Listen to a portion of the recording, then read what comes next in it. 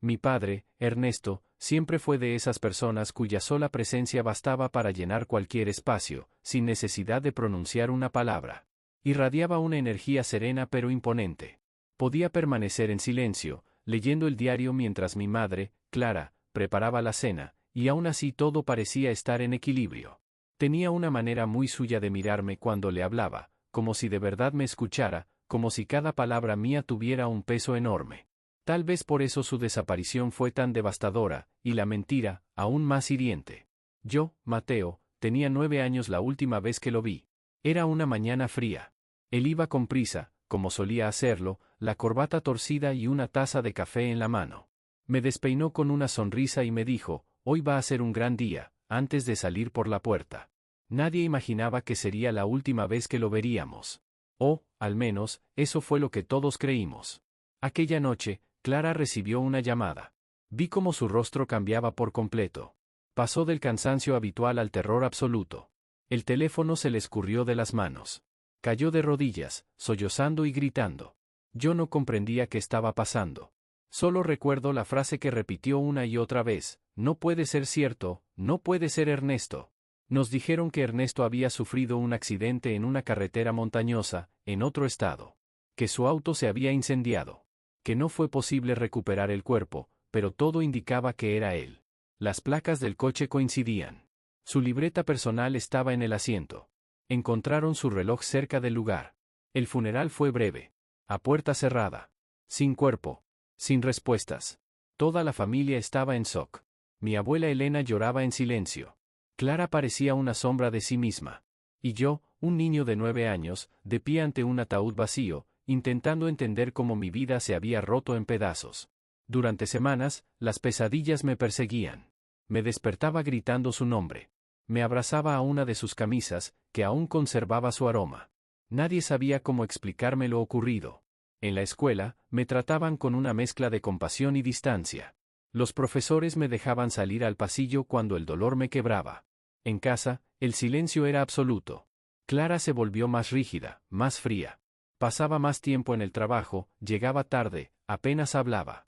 Yo pensaba que solo había perdido a mi papá, pero con el tiempo comprendí que, en realidad, había perdido a ambos.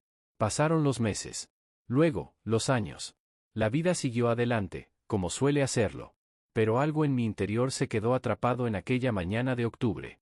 Me costaba abrirme a los demás. Evitaba hacer nuevos amigos. Cada vez que alguien decía frases como, las personas se van, pero permanecen en nuestro corazón, sentía una rabia silenciosa. No, Ernesto no vivía en ningún rincón dentro de mí. Se había ido. Y su vacío se convirtió en parte de quién era. Sin embargo, algo nunca terminó de convencerme. Había detalles que no encajaban del todo. La llamada del supuesto accidente, por ejemplo. Jamás supimos quién había llamado. La policía nunca mostró imágenes. El informe era vago, casi superficial. Y luego estaba lo más inquietante de todo, Clara nunca fue al cementerio. Jamás. Siempre encontraba alguna excusa.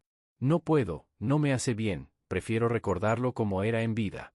Así que yo iba solo, o con mi abuela Elena. Dejábamos flores, decíamos unas palabras. Pero por dentro, me sentía como un actor improvisando en una escena sin libreto. Tenía 13 años cuando, revisando cosas antiguas en el altillo, encontré una caja cubierta de polvo. Dentro había fotos de Ernesto, recortes de diarios, y entre ellos, una carta. La fecha, 6 meses después de su supuesto fallecimiento. El contenido era simple, casi banal, contaba que había llegado bien a su nuevo destino, que se estaba adaptando, que nos extrañaba mucho. Estaba dirigida a Clara. Firmada con su nombre, con su inconfundible caligrafía. Me quedé en el suelo, con las manos heladas y temblorosas. Esa noche me llevé la carta a escondidas. La leí una y otra vez, al menos una veintena de veces. Estaba escrita con su letra, con su forma de expresarse, con ese tono tan característico que tenía. No podía ser falsa. Al día siguiente, se la mostré a mi madre. La leyó en silencio, sin mover un músculo. Luego la rompió cuidadosamente en pedazos y solo dijo, esto no es real. No vuelvas a mencionar esto jamás. Ese fue el instante en que empecé a cuestionar su versión. Y aunque traté de borrar la escena de mi mente, la duda se instaló en mi cabeza como una astilla difícil de sacar. Comencé a notar otras cosas, llamadas que se cortaban apenas contestábamos, una fotografía escondida al fondo de un cajón, conversaciones en susurros entre Clara y Elena que se interrumpían cuando entraba en la habitación. Pero cada vez que preguntaba, me decían que estaba imaginando cosas, que debía dejar de pensar en eso. Con los años, desarrollé una obsesión callada. Me volví el investigador de mi propia historia. Empecé a rastrear su pasado. Revisaba sus antiguas cuentas, buscaba a excompañeros de trabajo, leía todo lo que encontraba sobre el accidente.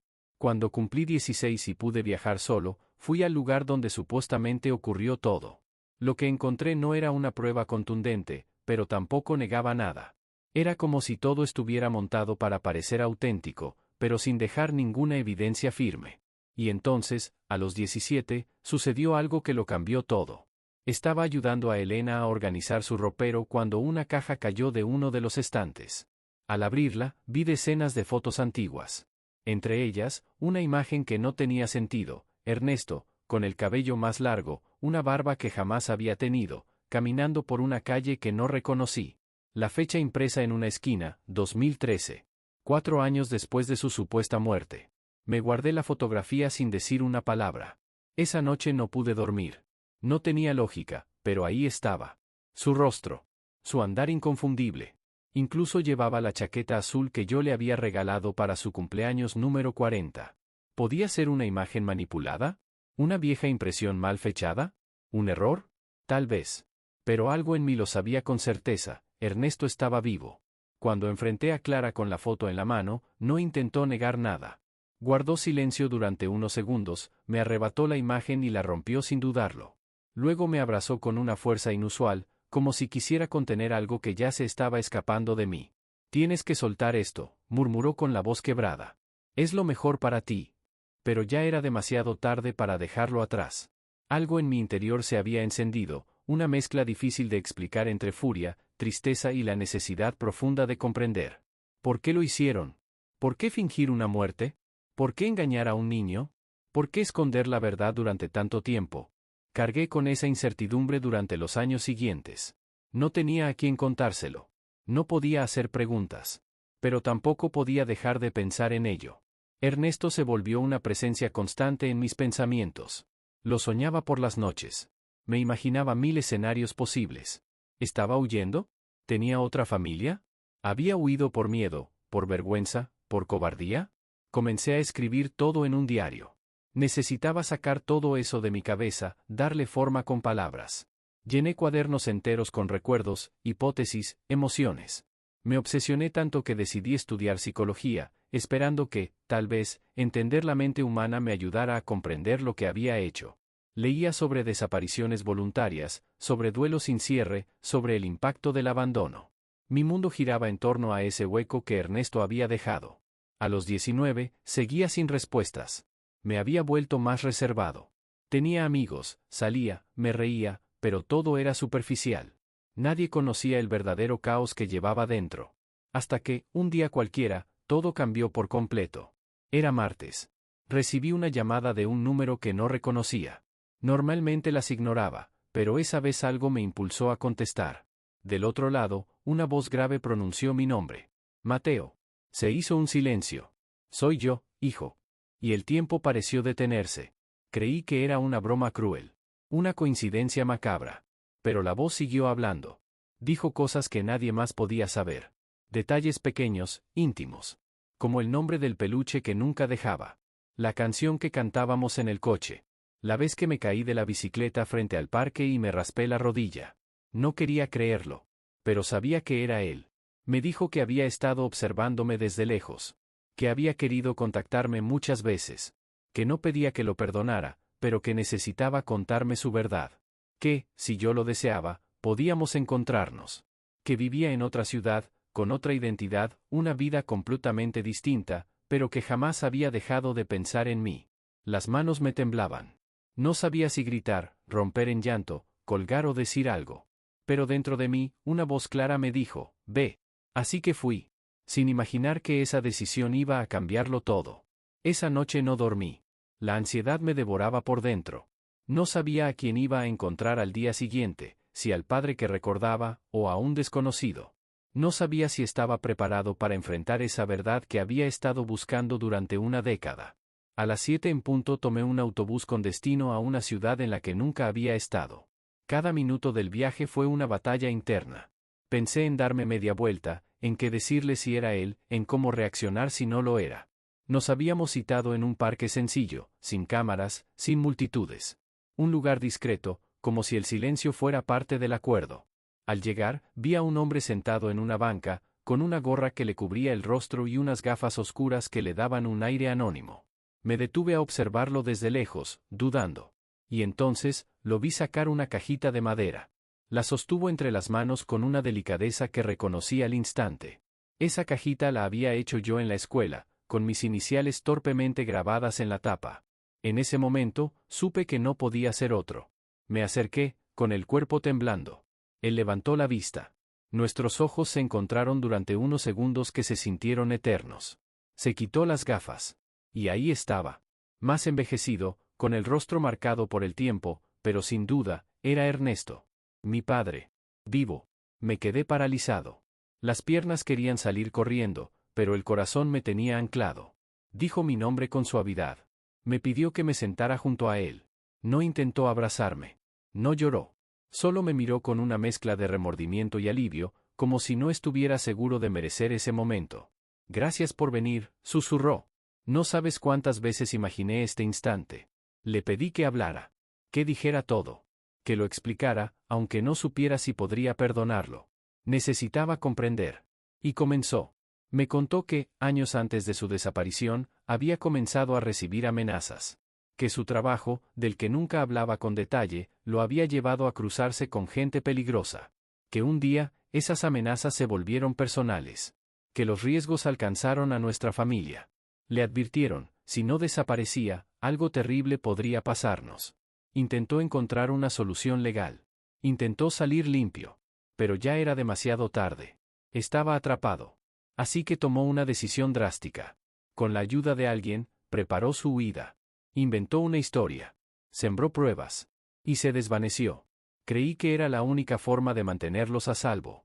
Morir, para que ustedes pudieran seguir vivos. Durante años vivió bajo una identidad falsa. Se mudó constantemente. Trabajó donde podía. Dormía en estaciones de autobús, en habitaciones alquiladas, en lugares que no dejaban rastros. Cada paso que daba lo hacía con la paranoia de que alguien pudiera estar siguiéndolo, aún vigilando a la familia. Nunca quiso arrastrarnos a ese peligro. Te extrañé todos los días. Cada instante. Pero volver no era una opción. No debía hacerlo. Abrió su mochila y sacó una carpeta. En su interior había fotos impresas de mí, tomadas de redes sociales, de eventos escolares, de artículos o celebraciones. No estuve presente, pero nunca dejé de seguirte, dijo, mientras pasaba las hojas.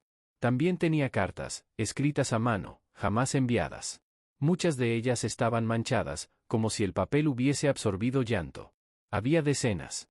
Esto es todo lo que tengo. No espero que me perdones. Solo quería que supieras la verdad. No podía moverme. Una parte de mí quería gritar, culparlo, decirle lo mucho que lo odié por habernos dejado, por haber destrozado a Clara, por haber convertido mi niñez en un rompecabezas sin bordes. Pero otra parte lo miraba y veía al mismo hombre que me enseñó a pedalear sin rueditas, al que inventaba canciones absurdas para hacerme dormir.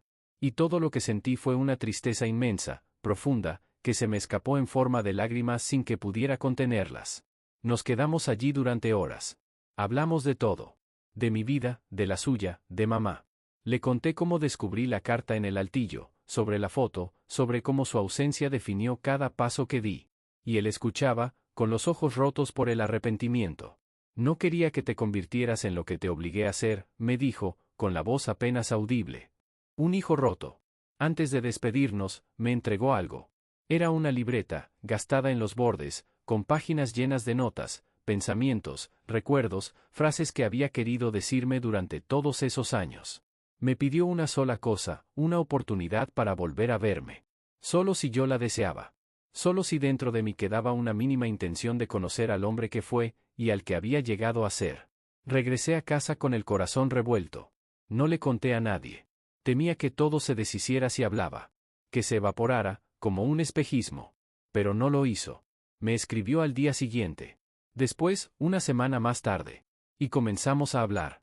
No como padre e hijo, al menos no al principio. Más bien como dos extraños que comparten una historia quebrada. Con el paso de los meses, nos volvimos a encontrar. Cada encuentro era una mezcla de incomodidad y alivio.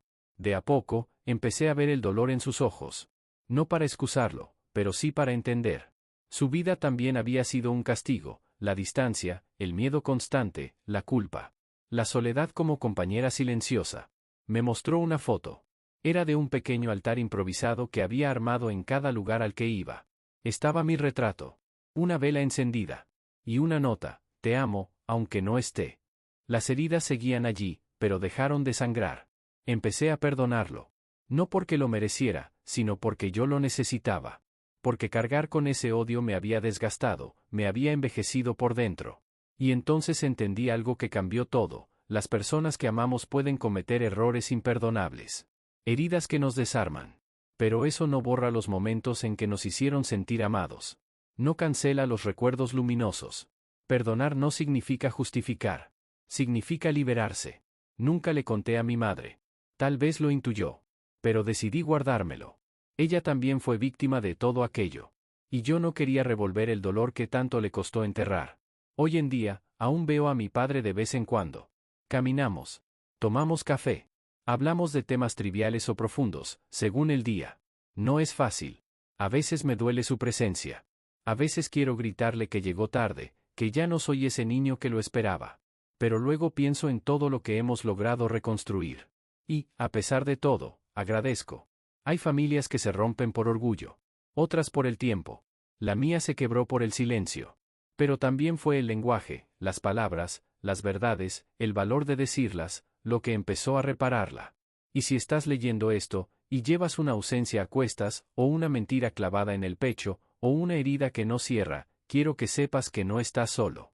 La verdad, por dolorosa que sea, tiene la capacidad de liberarnos. Tal vez no cuando la esperamos. Tal vez no del modo que soñamos. Pero llega. Y cuando lo hace, transforma. Hay mañanas en las que despierto y todo me parece una ilusión. Me pregunto si en verdad volví a verlo. Si aquella banca en el parque, su rostro quebrado, las cartas llenas de lágrimas, si todo eso fue real. Pero entonces abro el cajón, saco la libreta con su letra, sus palabras, sus recuerdos. Y sé que sí. Que todo pasó. Que fue real. Intensamente, dolorosamente real. Han pasado 2 años desde aquel encuentro. Nuestra relación es frágil, como un hilo que se tensa con cada palabra no dicha, con cada silencio prolongado. Pero sigue ahí. Presente. Viva. Y eso ya es más de lo que pensé que tendría algún día. Aún hay días en los que lo odio. Sería una mentira decir lo contrario. Días en los que recuerdo todo lo que me perdió, mis cumpleaños, mis momentos importantes, mis noches oscuras. Me pregunto qué clase de padre escoge desaparecer en lugar de quedarse. Pero también hay días en los que lo miro y veo a un hombre roto, que creyó hacer lo correcto. Un hombre que vive en penitencia. Que no espera perdón, solo verdad. Comprendí que no todo se trata de buenos o malos. A veces, simplemente hay personas rotas. Personas que actúan desde el dolor, sin medir las consecuencias, sin imaginar el eco de sus decisiones. Mi padre fue una de ellas. Y yo también, al quedarme callado tanto tiempo, al permitir que el silencio creciera entre nosotros como un muro invisible. Lo más duro no fue encontrarlo a él. Lo verdaderamente difícil fue encontrarme a mí mismo después de eso. Aprender a vivir con lo que descubrí. Perdonarme por todo el rencor acumulado. Aceptar que el pasado no puede borrarse, pero sí transformarse. Hoy, cuando miro hacia atrás, no veo una historia perfecta. Veo pérdidas, sí. Pero también reencuentros. Una historia manchada, irregular, pero auténtica. Y es mía. Como la vida real, imperfecta, contradictoria, pero valiosa. Mi padre y yo seguimos avanzando. El terreno sigue siendo incierto, lleno de cicatrices y palabras no dichas. Pero al menos, ahora caminamos juntos. No pretendemos reparar el pasado, sino construir algo nuevo desde sus escombros. Con respeto, con paciencia, con la verdad por delante. A veces pienso en qué habría pasado si nunca hubiera contestado esa llamada. Si hubiera seguido ignorando esa espina clavada.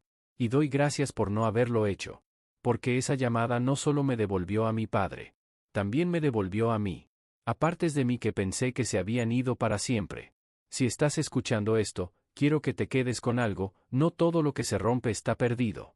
No toda ausencia significa olvido. Y no todo dolor está condenado a durar para siempre. A veces, lo más valiente es abrir los oídos. A veces, es perdonar. Y a veces, simplemente es seguir adelante, con la verdad ardiendo en el pecho. Gracias por haber llegado hasta aquí. Si esta historia te tocó, si despertó algo dentro de ti, si te recordó a alguien, te invito a suscribirte. Porque en este espacio contamos historias reales. Historias que sanan. Que nos conectan. Que merecen ser escuchadas. Nos vemos en el próximo video.